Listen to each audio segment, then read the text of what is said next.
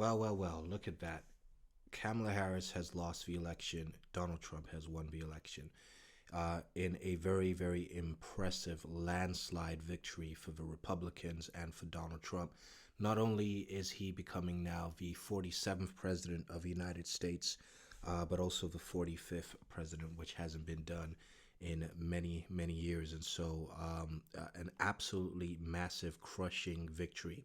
What's interesting is the entire time Fox News, CNN, MSNBC, ABC, all of these news channels, even across the aisle, across the waters, Sky News, BBC News in the UK, we're all kind of saying the same thing, that the polls are just so close.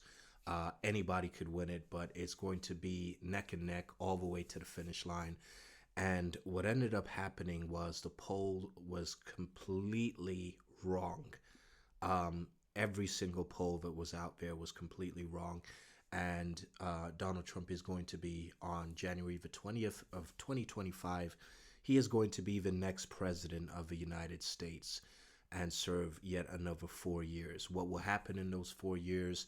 Obviously, he's got a little bit of experience now. He came from a business mindset, the business industry, real estate, all of that type of stuff. And so, there was a few mistakes earlier on in his presidency in terms of not knowing protocol. But large in all, I think his policies are what people kind of missed in the Biden era. Here's my commentary, and obviously we're just watching Fox News highlights, and I've been watching, just like I'm sure many of you, a lot of the news networks and their opinion and what people are saying. But my problem with Kamala Harris's campaign is it was based solely on abortion. Her main policy was what she's going to do for female reproductive rights. I don't know why they call it reproductive rights, because it's actually denying reproductive rights. It's trying to kill babies basically.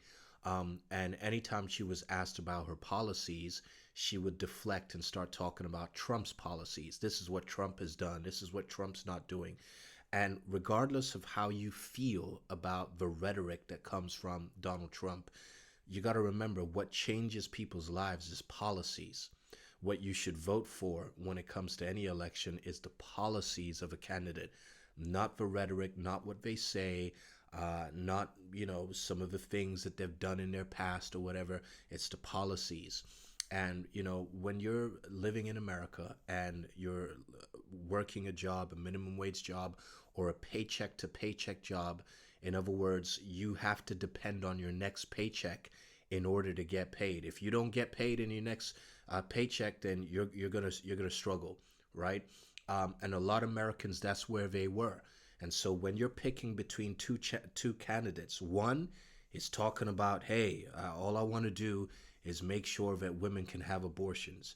And then the other candidate, being Donald Trump, he's talking about the economy and what he's going to do with the economy and how he's going to save the economy and all of those different things.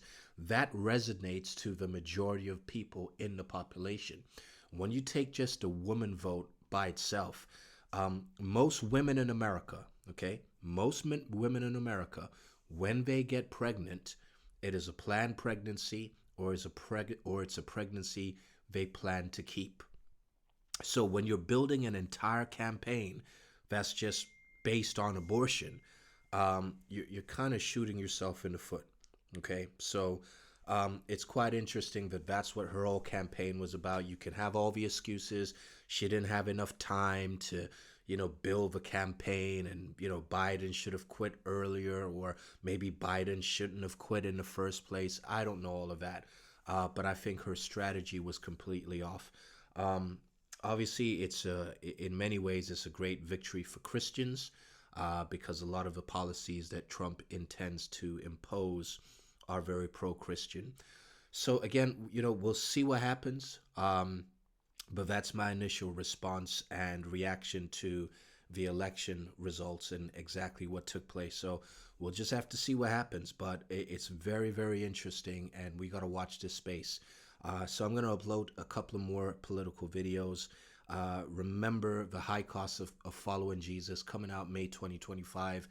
The audiobook is coming out May 2025. It's going to be really, really good. And make sure you mark it down in your calendars. Get yourself a copy, or if you prefer listening to books, make sure that you download the audiobook when it's available in May 2025. Anyway, guys, signing out. Enjoy the rest of your day. Peace.